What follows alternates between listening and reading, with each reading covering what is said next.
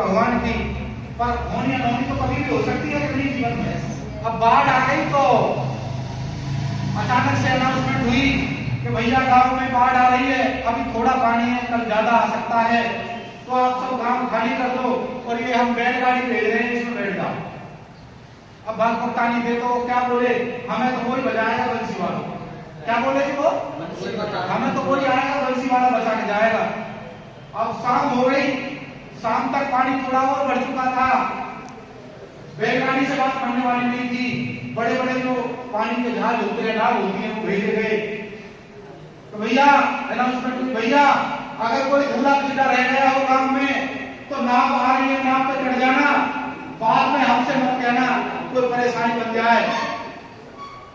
उनके बात समझ में नहीं आई और वो क्या बोले, हमें तो कौन बचाएगा, बंसी वाले बचाएगा।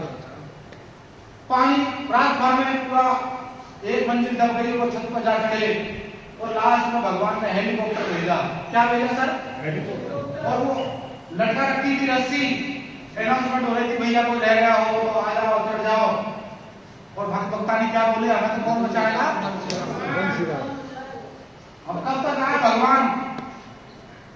अब जानिए और कहाँ पहुंच गए जी, भगवान पास। भक्त भक्तानी तो कहाँ पहुंच गए, स्वर्ग में। और स्वर्ग में जाके भगवान से पीठ फेर के ही खड़े थे नाराज, हमने जिंदगी में तपस्या करी, भगवान बचाने नहीं आया, ये कोई बात है क्या।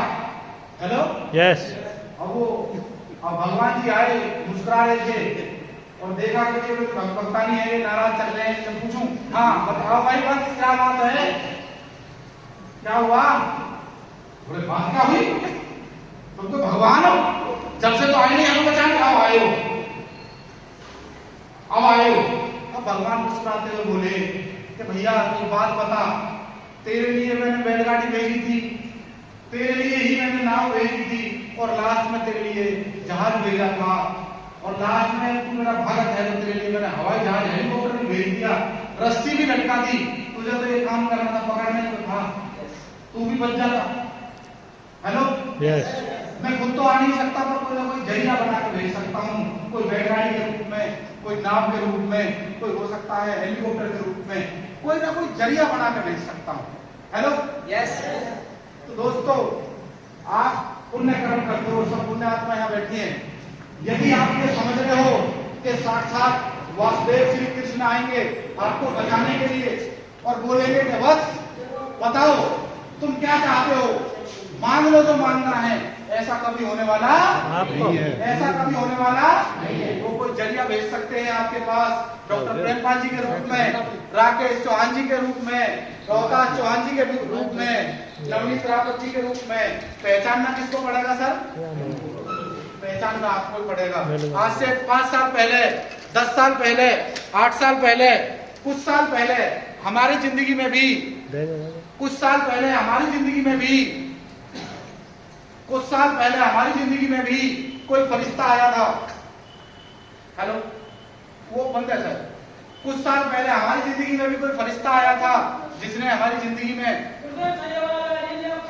सही आ रही है, बहुत बढ़िया। तो कुछ साल पहले हमारी जिंदगी में भी कोई आया था जिसने हमारी हाथ पकड़ा था, बोला मैं तेरे साथ हूँ।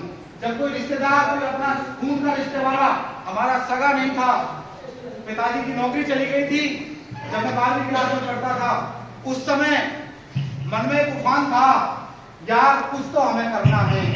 और ऐसे में वो दोस्त ने आरसीएम करवा दिया था, कंप्यूटर की जो मैं नौकरी करता था, वहां उसने मेरे से बोला था कि पानी में रह गए मगरमच्छ से बैर नहीं करते।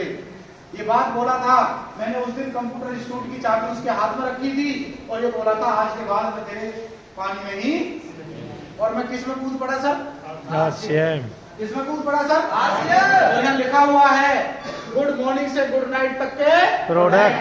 नई सोच, यहाँ अगर काम करना है तो आपको नई सोच लगेगी, पुरानी सोच से काम बनने वाला नहीं है। वो पुरानी सोच के मीठी की टिकट लगती है, वो पुरानी सोच के महीने में, दिन में मैं 1 घंटा भी नहीं निकाल सकता, वो पुरानी सोच कि मैं अपने काम में ही अटका रहूंगा, आरसीएम का जब करूंगा जब मेरा मूड होगा। हेलो, उस सोच से बात बनने वाली नहीं है। सोच क्या अपनानी पड़ेगी? सोच वो अपनानी पड़ेगी जो एक विद्यार्थी अपनाता है जब बोर्ड के पेपर होते हैं। उसका ध्यान कहाँ रहता है? रिश्तेदारी में कोई शादी भी हो तो क्या बोला जाता है उससे, और वो नाराज भी नहीं होता क्योंकि उसे पता है बोर्ड के पेपर आ रहे हैं, पहले पास कर लूं, फिर घूमना है। मैं भी आपसे एक निवेदन करूंगा, आप टेक्निकल अचीवर बन जाओ। टेक्निकल की इनकम चेक कर देखो, उसका स्वाद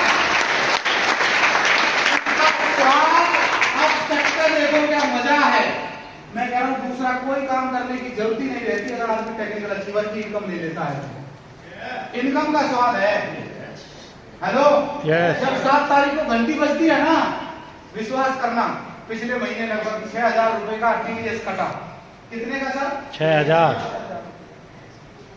और जब 6,000 रुपए का टीडीएस कटा तो मैं ये सोच रहा था यार ये हर महीने ही कट जाता है इतना पैसा, तो पहले इतना तो आता भी नहीं, पहले इतना तो आता भी नहीं था जब इतना टैक्स कट जाता है। और अब सीए जिससे हम आईटीआर फाइल करवाते हैं वो बोल रहा है कि अपने खर्चे बढ़ाओ, फ्लैट या कोई बंगला कुछ लो खरीदो, नहीं तो फिर आपको ज्यादा टैक्स भरना पड़ेगा। ये अगर आप चाहते हो आपके साथ भी हो तो आज से टेक्निकल अचीवर बनने तक वैसा काम करना पड़ेगा जैसे एक स्टूडेंट करता है। आरसीएम की इनकम क्यों है, क्यों करना चाहिए? आप यहाँ जुड़े हुए हो,